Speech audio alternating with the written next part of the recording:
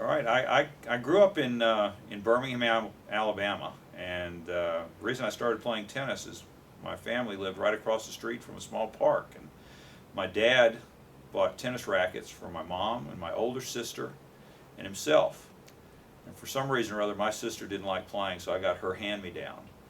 And one thing kind of led to another, and my dad and I started playing tennis, and it got to a point where we played virtually every day. And that continued for years and years and years. I uh, I started playing tournaments probably about the age of 12, and can remember my wins back then just as easily as I can remember my wins at Wimbledon. But my mom used to take me to tournaments. My dad would call and find out how I did. I can remember getting my first Jack Kramer autograph with gut strings for my birthday when I was 12 or 13 years old, and it came as a big surprise.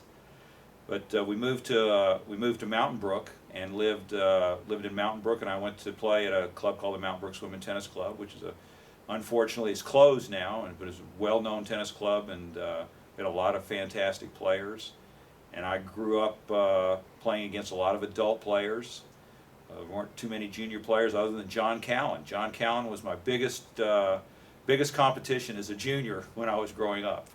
And he went to, I think, Ramsey High School. I went to Mountain Brook High School, and the only match either one of us would ever think of possibly having a chance to lose when we played each other. So we had some. I can remember my first time beating John, and I bet you he can probably remember the first time he beat me as well. So uh, that time in Birmingham, I played high school at Mountain Brook, won 4 high school titles at Mountain Brook, and was the #1 junior in the United States. Things just kind of progressed. You won the local tournaments, you went and played southern tournaments. You won the southern tournaments, you went and played national tournaments. One thing led to another, and my dad and I would figure out who we were going to chase down next. You know, who was going to be the next player I had to beat. Like I remember in I believe it was either the 16 and unders or the 18 and unders, I played a fellow from Wisconsin named John Whitlinger. John Whitlinger is now the head tennis coach at Stanford, and he was a teammate of mine at Stanford. And he beat the living daylights out of me. And after the match was over, and my dad came to me, I said, "Okay, this is who we have to beat now." Took 2 years, but I got him.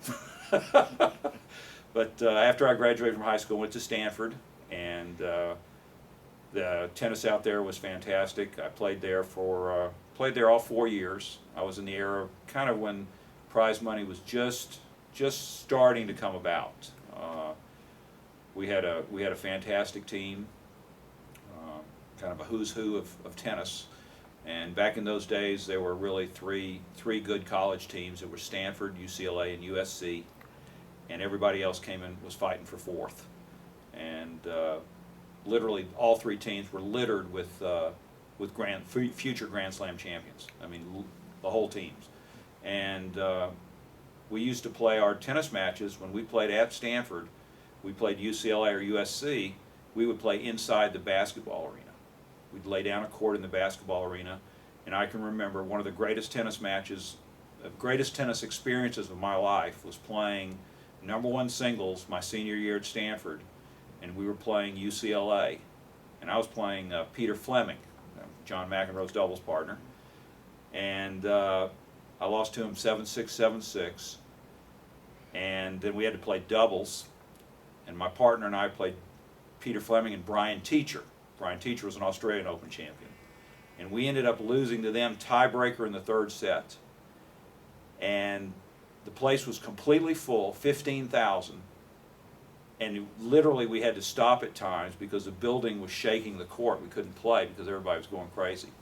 And literally that match is more memorable to me than like winning the Australian Open, or winning a match at the Australian Open or a quarterfinal at Wimbledon. That is the match I remember the most. Is a loss at Stanford in front of that crowd that was packed.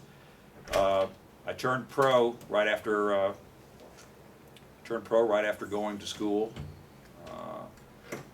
There was really no question I was going to finish school. The prize money that was back in those days was so minimal that really wasn't worth it.